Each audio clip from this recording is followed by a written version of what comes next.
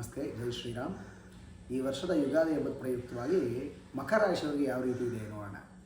ಮಕರ ರಾಶಿಯವರಿಗೆ 2 ಆದಾಯ 8 ಖರ್ಚು, ಇನ್ನು ₹6 ಎಕ್ಸ್ಟ್ರಾ ಜಾಸ್ತಿ ಕಮಿಟ್ಮೆಂಟ್ಗಳಿರುತ್ತೆ, ಶ್ರಮಪಟ್ಟು ದುಡಿಬೇಕಾಗುತ್ತೆ.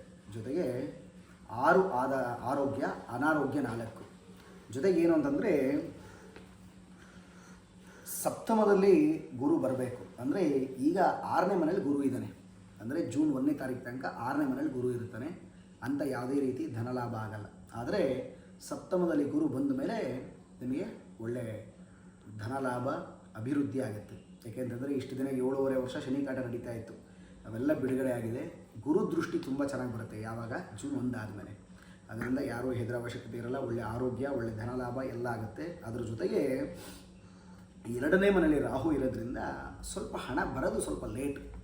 ಆಮೇಲೆ ನೆಮ್ಮದಿ ಕಡಿಮೆ ಆಗಿರುತ್ತೆ, ಮನಸ್ಸಲ್ಲಿ ಏನೋ ಒಂಥರ ಚಿಂತೆ, ಏನೇ ಬಂದರೂ ಸಮಾಧಾನ ಇರಲ್ಲ. ಮತ್ತು ಆರೋಗ್ಯದಲ್ಲಿ ಒಂದು ಸ್ವಲ್ಪ ಎಚ್ಚರಿಕೆಯಿಂದ ಇರಬೇಕು. ಅದು ಬಿಟ್ಟರೆ ಬೇರೆ ಏನೂ ತೊಂದರೆ ಇಲ್ಲ. ನೀವು ಆದಷ್ಟು ಶಿವನ ಆರಾಧನೆ ಮಾಡಿ, ಪ್ರತಿ ಸೋಮವಾರ ಬಿಡಕ್ಕೆ ಹೋಗ್ಬಿಡಿ, ಶಿವನ ಆರಾಧನೆ ಮಾಡಿ. ಪ್ರದೋಷ ಪೂಜೆಯಲ್ಲಿ ಹೋಗಿ ಅಕ್ಕಿ ಹಿಟ್ಟಿಂದ ದೀಪ ಹಚ್ಚಿ, ತುಂಬ ಒಳ್ಳೆಯ ಫಲ ಸಿಗುತ್ತೆ. ಅದು ಬಿಟ್ಟರೆ ಬೇರೆ ಏನೂ ಬೇಡ. ಎಲ್ರಿಗೂ ಒಳ್ಳೆಯದಾಗಲಿ, ಶುಭವಾಗಲಿ.